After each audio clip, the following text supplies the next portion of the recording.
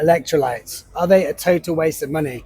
Now, we've all seen the athletes taking this, we've all seen the podcast influencers promoting it, not just Humantra, many brands. In this episode, I'm going to test it out. Not only am I going to be taking one Humantra a day, I'm actually going to be taking the recommended amount for athletes, which is 2 to 4 sachets, which to me sounds like a lot, but I'm going into it with an open mind. Every day I'm going to be working out and I'm going to be reporting back my performance, recovery, and how I feel. But at the end of the first week, I'm going to get my blood test done, testing all the markers relevant for electrolyte levels. Then, of course, for a perfectly scientific experiment, I'm going to go full cold turkey for at least 2 weeks, train and measure the same metrics, and then again, get my blood work done to see if there was any difference. Will this prove to be a sporting aid that helps recovery and makes me perform better, or will it just be a waste of money? Let's go find out.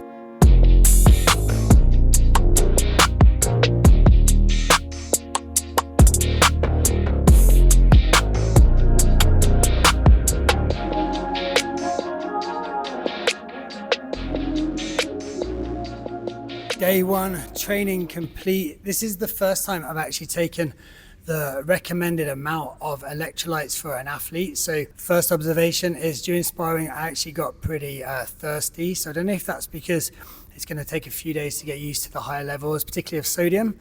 Other than that, I feel good. So let's see how the rest of the day goes.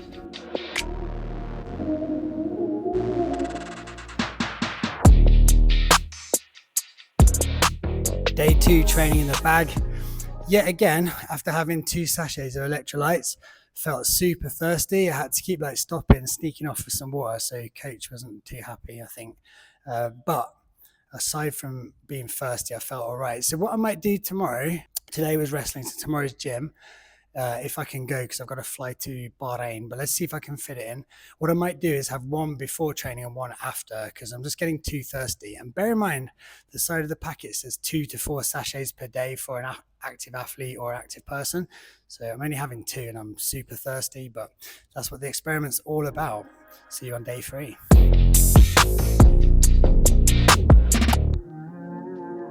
What up, team? Right, so made it to Bahrain. Keeping the mic there so you can hear me. Smuggled these Humantra in. So like I said, this time, by the way, I'm taking these later than I planned. I could. Usually I have it in the morning before training, but today's a bit different. I've still been super thirsty today, which is kind of peculiar because I'm only having 2 sachets, not the actual recommended 2 to 4 sachets for an athlete. Anyway, I'm going to drink this. You don't need to watch me drink it again, do you? Bear in mind with electrolytes, the biggest component is usually sodium, which makes sense because we sweat out sodium a lot, right? Having so much sodium is going to make you thirsty, isn't it? So it's a kind of consequence. By the way, I'm bending over because I've set the camera up funny. It's like 6 o'clock local time.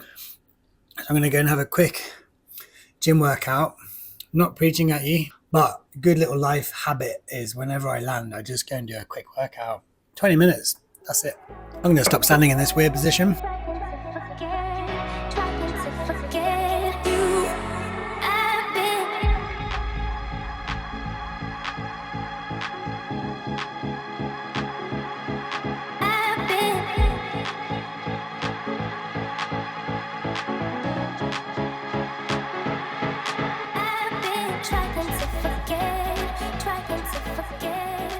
See, this is what I'm talking about, right? I'm not even working out hard because it's just a little hotel gym. Actually, it's a massive gym. I've got no excuses, but I have just landed, so I'm a bit tired. And I'm so thirsty. I don't think 2 sachets a day is for me, man. It makes me so thirsty, I can't even work out. This is my second big cup of water. I've been training like 15 minutes. What do you make of that? Has that happened to you? Let me know in the comments.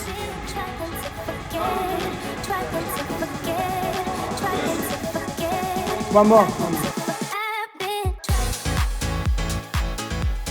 1 week done taking 2 sachets of electrolytes. I think only one day I missed because I was so thirsty. I just had 1 sachet.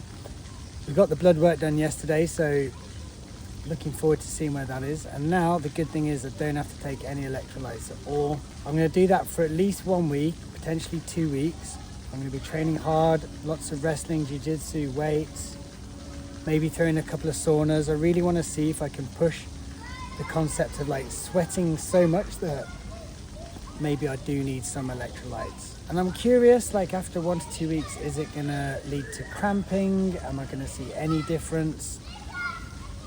My gut feeling is probably not. And I'm going to get my blood work done at the end and just see if there's any change in the key markers. Now, it doesn't mean that I would then never take electrolytes again, because I know in the past, training jiu-jitsu, particularly where you get super sweaty, I have had cramps quite common in my calves, quite frequent I should say, and I don't want that again. So for sure, I'm not saying I'll come off electrolytes completely, but I think given the costs of them, you've got to weigh up like whether it's really worth it. That's what this episode's all about. Anyway, for now, I'm going to enjoy the pool. Just finished wrestling class. 1 week off electrolytes, definitely less thirsty in today's training class.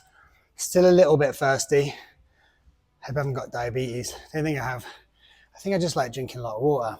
But notable difference since the week before, where I was on the RDA from Humantra, which is far too much for me, and I was just like incredibly thirsty. So notable difference. What I'm going to do is I'm going to go for 1 whole extra week without any electrolytes at all, and get my blood work done, see if there's any difference, and also see if there's any difference in my training, because if I'm still a bit thirsty, maybe that's just who I am. Maybe I'm just a thirsty dude.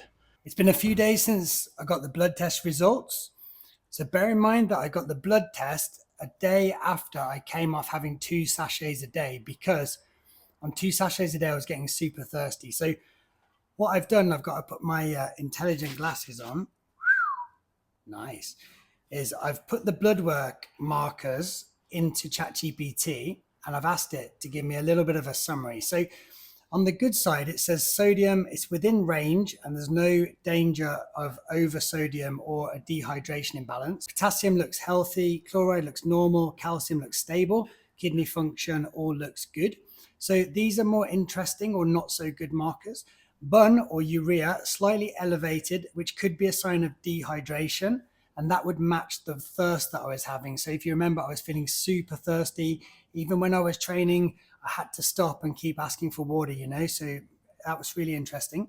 My sodium to fluid balance, it says even though the sodium overall was normal, the thirst and the urea suggests your body was working to compensate for high solute load. Magnesium, it says on the lower end, common even with electrolyte drinks, could show that Humantra didn't fully cover the magnesium needs, which is super interesting because I was having the athlete recommended amount. So yeah, what's really interesting, so after doing 2 a day, which I couldn't stick to because it made me too thirsty, it shows overall that the blood markers was good. So with the urea being high and being super thirsty, it was basically my body's way of saying like, chill, you're taking on too much. And what is interesting is the magnesium was actually didn't move much. So it could suggest that I'm not suited to Humantra. Now, I haven't had any Humantra now for about 10 days. I'm going to run it for 1 more week, completely electrolyte free. Then I'm going to do my blood work again and just see if the blood work's better. I can tell you my training this week, I'm not so thirsty. So for me, I'm starting to feel like electrolytes might not be my friend, which is curious because I've always been recommending them, and turns out maybe for me, they're not the right thing. I need to give this guy a systematic breakdown feeling after that happened. Man, I've already won in every single way in life. The results are in. Now, bear in mind, the second blood test was after about 3 weeks of not taking any electrolytes at all. In terms of like how I was feeling, the biggest takeaway for me in terms of observation was I was much less thirsty than when I was training.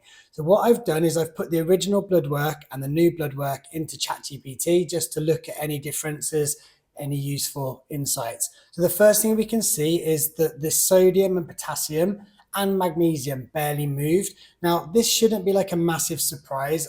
I'm not aware that I have any deficiencies. So it wasn't like Humantra was fixing something and then I took Humantra away and exposed some big deficiency. So in a healthy body that's well hydrated, your blood work should stay fairly consistent. So that's not a massive surprise. One of the things that is quite interesting, I asked ChatGPT specifically about the thirst.